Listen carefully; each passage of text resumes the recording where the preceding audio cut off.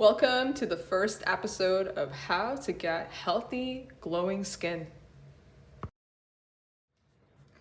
Hey there, welcome to the first episode of the skin series. I hope you enjoyed that 30-minute HIIT training that really helped detoxify the glands and get that sweat going for your skin.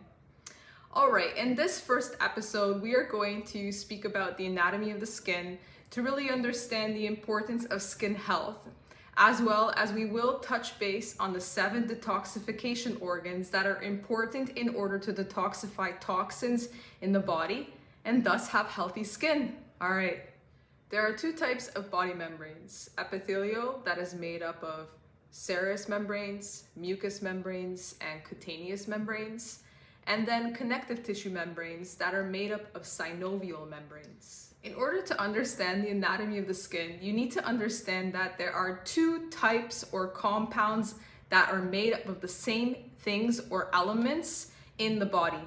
These are body membranes that line and cover and protect the tissue in order to be healthy. That's inside and outside.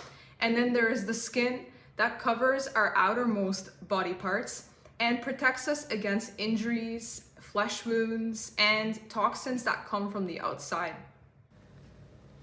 Epithelial membranes. These membranes contain an epithelial sheet. However, they are all combined with an underlying layer of connective tissue. So there are 4 types of membranes that are considered body membranes, but it's not in fact considered completely true because synovial membranes are actually connective tissue. But all of the 3 membranes, mucous, serous, and cutaneous, need to have an underlying layer of connective tissue, so something to grab onto. Cutaneous membrane is your skin. That is what is exposed to the air. So it is a dry membrane. It has an underlying dermis, and that is the connective tissue that it attaches to. So that skin that is exposed to oxygen, this is where you find, for example, the example of what's happening in your body, for example, health-wise, you're able to see that on the cutaneous membrane. The mucous membrane is made up of epithelium. It rests on the connective tissue called the lamina propria. This is a very important membrane that lines the body cavity that opens to the exterior, such as the hollow organs of the respiratory, digestive system, reproductive, and urinary tract. Basically, it is wet. So if it makes mucus or secretes any type of moisture, in most cases, that is a mucous membrane. It is adapted or made for absorption for nutrients, for example, in the digestive tract. So it's made to absorb vitamins and minerals and amino acids and things like that. If those walls of the digestive system are not well lubricated, so the mucous membranes that line the digestive system is not well lubricated, then it is unable to absorb those minerals and vitamins that are necessary to have healthy skin. It is also responsible for secretion. So for example, those mucous membranes that you see in the digestive system secrete iron, for example, secrete vitamin B12, even vitamin C in some cases. It would not be able to secrete those vitamins without this mucous membrane. The serous membranes are probably one of the most important membranes because they protect the major organs, such as the heart. They're composed of squamous epithelium and rest on a thin layer of areolar connective tissue. In contrast to the mucous membrane, which is wet and exposed, the serous membrane line body cavities are closed to the exterior, except for the dorsal body cavity and joint cavities. For example, the serous fluid that is found in the serous membrane is secreted by both the parietal, which is the outer layer wall of the serous membrane that protects the heart, and the visceral layer, which is the inner layer that actually covers the organ. So there is fluid there that allows for secretion, making sure that everything is working in order. There are no toxins that are surrounding the heart. and it makes sure that it secretes the proper nutrients such as, magnesium, calcium for proper contraction and relaxation of the heart, etc. So it protects those major organs in order for it to work efficiently. The synovial membranes that are actually connective tissue membranes, they are composed of soft areolar connective tissue, and they contain no epithelial cell. So these membranes line the fibrous capsules surrounding the joints, providing a smooth surface and secreting a lubricating fluid. Also, they line small sacs of tissue called bursae and tendon sheaths.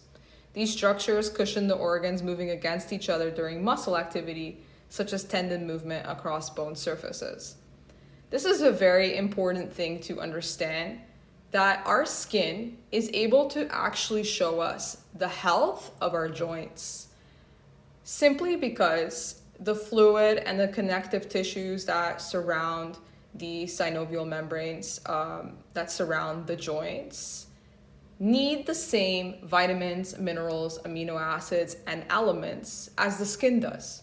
So if your skin is portraying unhealthy symptoms, such as, dry skin, or the wound isn't healing properly, or you're experiencing acne or rashes, this can give a clear indication or reflection of the health of your joints, and if you have proper fluid that is actually secreting in between. So again, why is this important?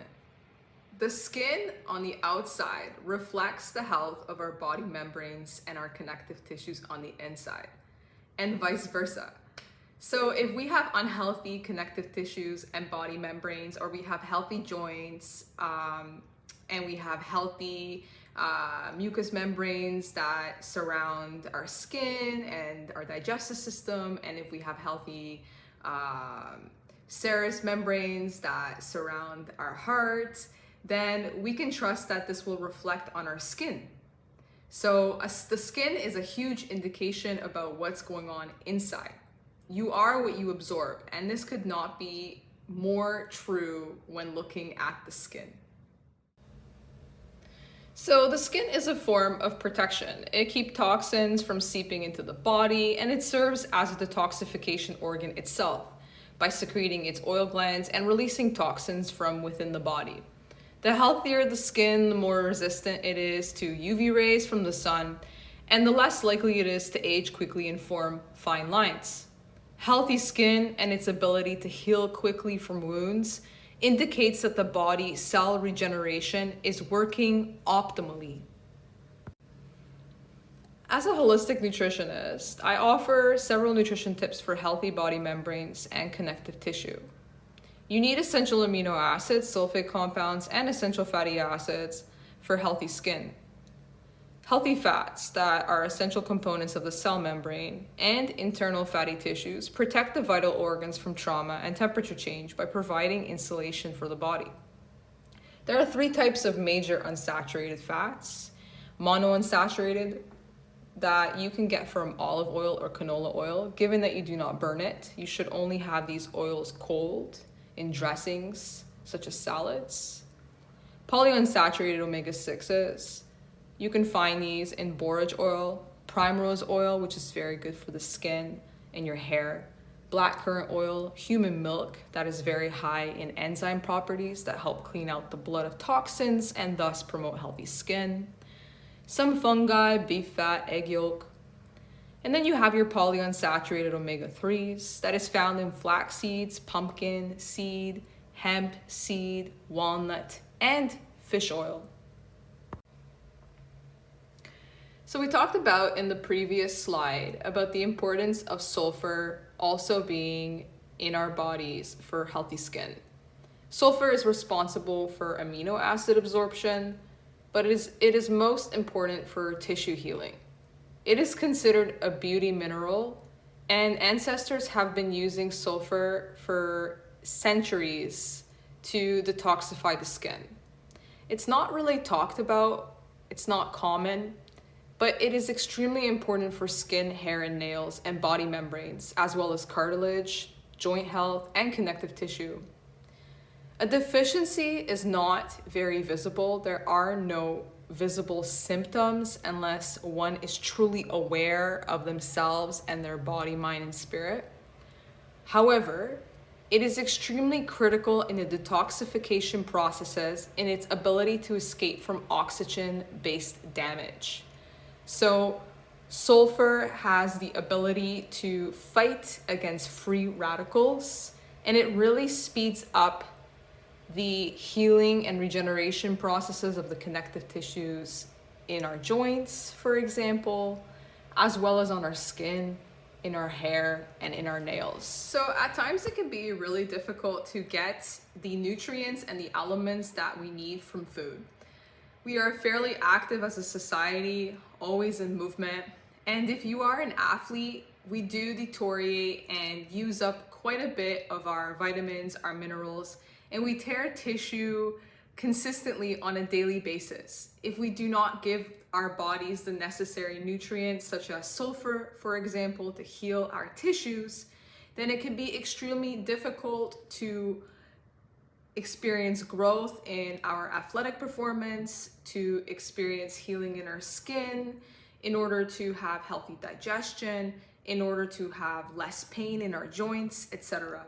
So a supplement that I really enjoy using, and I actually just started using it for my knee recovery from my knee injury, MSM plus glucosamine. This supplement helps protect against cartilage deterioration, but it's also very beneficial for the skin because it's high in sulfate. So it's very helpful for tissue healing, and I really recommend this for anybody who has joint health problems or joint pain, or is even recovering from injury, or someone who is extremely athletic and works out consistently. Even just keeping up with this and maybe taking this supplement once in a while will help in prevention. Hey, so I just finished taking a shower, and I wanted to show you guys what I put on my face as a topical supplement. So in the recent slide, you saw that I spoke about sulfate and its importance on, regenerating connective tissue and making sure that you have healthy tissue healing and healthy joints and healthy skin repair and hair and nails. So you can also have sulfate not just as an ingestible, but also as a topical supplement. So I recently got this amazing face cream. Oh, let me just show you guys. So it's high in MSM, which is a dimethyl sulfone and a methylsulfonyl methane. So it's a sulfate compound. It's really thick, beautiful, goes on the face like so.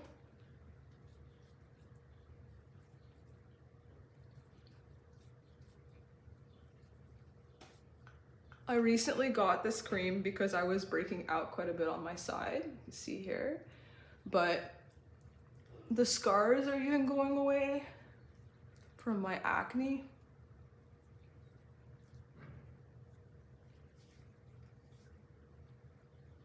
So on the neck, makes the face a little red at first, but then you get this nice soft skin look. It just stays, it gets absorbed into the skin, and then the skin looks really soft and it's very protected against the sun and all of these things. All right, so this amazing topical supplement filled with sulfate by now. All right, thanks. There are several lifestyle tips and fitness tips to follow for healthy skin. Our connective tissue needs consistent movement in order to regenerate and stretch out and have the space to grow and get stronger. For example, we have fascia that is found all over the body. If we do not move, the fascia does not stretch out and it constricts, and it creates limited space for growth and cell regeneration. It is also very important to bathe every day. You need to exfoliate the skin. You can use Epsom salt that helps take out the toxins that are found in the body and in the skin. You can do scrubbing on the skin in order to clean out dead cells, for example. It is also very important to breathe clean air. If you live in a polluted city, for example, where toxins are very high, then do take the time to go out into nature and breathe fresh oxygen from plants and forests, etc., in order to get clean air into your body for healthy skin. In order to have healthy skin, you need to consider the fact that the body needs to detoxify these toxins that we accumulate on a daily basis. There are 7 detoxification organs that are responsible for detoxifying these toxins: the colon, the liver, the kidneys, the blood, the lymphatic fluid in our lymphatic system, lungs, and skin. In the next episode of the skin series, we will talk about the colon and the necessary nutrients in order to help detoxify the colon and keep the colon healthy in order to have healthy skin. All right, talk soon. Bye.